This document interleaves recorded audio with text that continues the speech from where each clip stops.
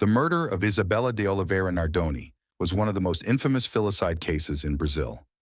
On the night of 29th of March 2008, the 5-year-old girl Isabella died from severe injuries after being thrown out of the 6th floor of the building where her father, Alexandre Alves Nardoni, stepmother Ana Carolina Trota Peixoto Jatoba, and newborn half-siblings lived in North São Paulo. Investigations concluded that the girl had been physically abused by her father and stepmother, and both were convicted for intentional homicide. On the evening of March 29, 2008, a tragic incident occurred that would shake Brazil and capture the attention of the world. 5-year-old Isabella Nardoni was found critically injured after falling from the 6th floor of the Edifício London building in São Paulo. She was rushed to the hospital but was declared dead shortly afterward. Initially, the nature of her fall, whether accidental or a deliberate act, was unclear. However, subsequent investigations would point towards a far more sinister conclusion, leading to one of the country's most high-profile criminal cases. The Isabella Nardoni case, we learned that Alexandre came from a wealthy family, his father Antonio being a defense attorney himself and assisting in getting the story of what he believed to be his son's innocence in the media. Following the shocking death of Isabella, both Alexandre and Anna maintained their innocence to the police, telling investigators that a burglar had broken into their home while they were downstairs and thrown her over the balcony. But a number of discrepancies emerged as the investigation continued, including that the safety netting over the balcony had been cut. They also gave inconsistent accounts about the events of the night, which changed during police interviews. Forensic evidence found no signs of a break-in at their residence, while bloodstains were discovered in the apartment and their car, suggesting Isabella had been assaulted before her fall. Additionally, forensic analysis showed signs that Isabella may have been strangled prior to being thrown from the window. Portrayed as a figure of jealousy and rage by the prosecution, she was accused of having a direct hand in the events leading to Isabella's tragic demise. She and Alexandra drew further suspicion from the public when a news broadcaster interviewed them both. Some accused Anna of faking tears for the camera and of interrupting Alexandra whenever he tried to speak. They both also focused a lot of their attention on driving the message that they were innocent, rather than talking about how much they missed Isabella. Nardoni's father and stepmother were later convicted of murder, but have always denied being responsible for the girl's death.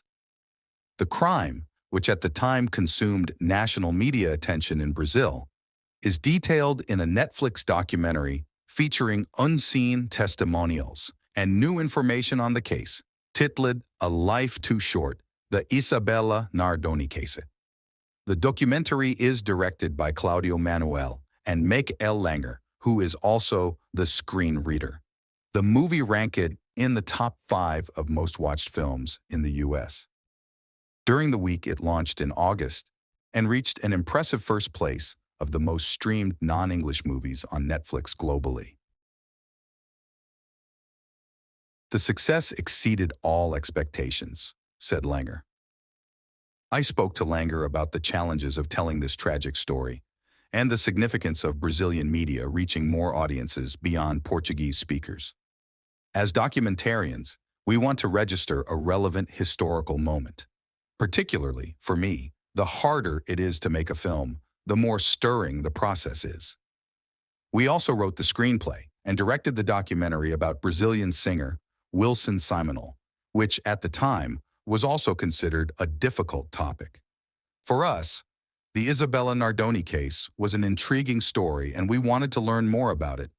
Our work is precisely about learning more and sharing our findings with the viewers. The Nardoni case is different from all the others out there. The way people were moved and engaged by the case was unprecedented, and the historical distance today made it possible for us to address the topic in a more objective way. As for the interest shown by viewers, crime documentaries do prompt people's interest, and this is not me saying this, the numbers out there can prove it. But in this case, we were surprised by the international reach, which only shows how this story goes beyond the crime itself. The most difficult part was putting the pieces of this giant puzzle together and making them fit into our storytelling as new pieces were unveiled through interviews and documents. This is a very complex case with lots of mismatched and contradictory information. But we have always tried to stick with the facts and with the things that seem to make more sense for us. The interviews with Isabella's family were very moving, as they were supposed to be, and many of us cried during these moments. We are not robots, but we knew that this couldn't get in the way of our work. We brought up some information that had not been featured in the media before, but in most cases, this is simply due to the distance in time and because we had access to the Oliveira family. On the other hand, a lot of information published in the past could not be included in the film due to its runtime. This included senseless theories and irresponsible inquiries used to get a scoop, but they were disrespectful to the pain of a grieving family. The role the press plays in the case is highlighted in the film because we believe that there's a lot to reflect on. We can't listen to both sides equally because we are talking about a side that was the victim of a brutal crime and another that was convicted of this crime in court. However, we thought it would make sense to listen to perspectives of the case from the defense side. Unfortunately, no one from either the Nardoni or the Jatoba family, Nardoni's stepmother's family, wanted to speak, so we decided to consult the defense attorneys. One of the documentary's storylines analyzes how public outrage might have pressured the investigation, or might have at least influenced how fast it was conducted. I can't say if anyone learned something from this coverage. We can't forget that we are talking about human beings behind the media outlets and the public safety bodies. People are subject to being led by emotion, but it's necessary to try to prevent this from affecting the outcome of your work, ethically speaking. I wouldn't use the word mistakes, but there was certainly excess behavior. We have never made any arrangement with any interviewee in our movies, be it the ones for cinema, TV, or streaming. When Claudio and I first worked together on a documentary, the one about Wilson Seminole, our approach with the singer's sons was to make public all our findings, even if this meant confirming that Seminole had been a whistleblower during the military rule. We would only work that way. When it comes to sensationalism, I didn't feel the need to run away from it because this wouldn't feel natural for me and Claudio. Portraying sensationalism doesn't mean you are adopting sensationalism. Isabella's family themselves emphasized how subtle and respectful the movie is. For us, this is the biggest seal of approval possible to demonstrate how we manage to keep the fairness, even when addressing such controversial topics. It used to be way harder than it is now. First, these days, you have something that is key, the audience. This is due to the streaming services, especially Netflix, that established and made documentaries popular, especially the docuseries. Secondly, you have different platforms where you can exhibit your work, from paid streaming services to YouTube, where in the past you were restricted by a limited number of screening rooms or an occasional on-paid TV slot or DVDs. The cost of filming equipment has also dramatically dropped, and there are tons of online guides teaching and demystifying the technical parts of the filming process. Nowadays, if you want to shoot a documentary, there are no excuses for not doing so, and that's great. The film will reveal all the details about the media coverage during the time of the case, and also how it became one of the biggest scandals in Brazil.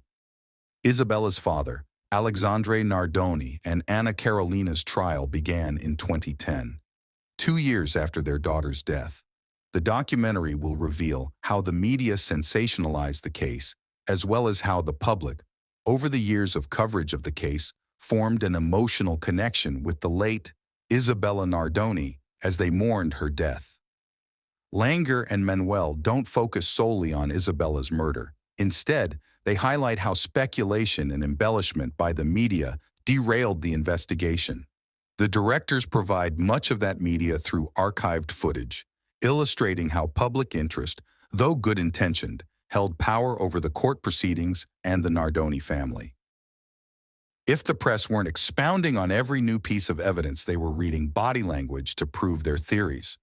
Focusing on how the crime was perceived was a unique choice, but didn't take away from the family's loss. At its heart, A Life Too Short is a powerful emotional journey.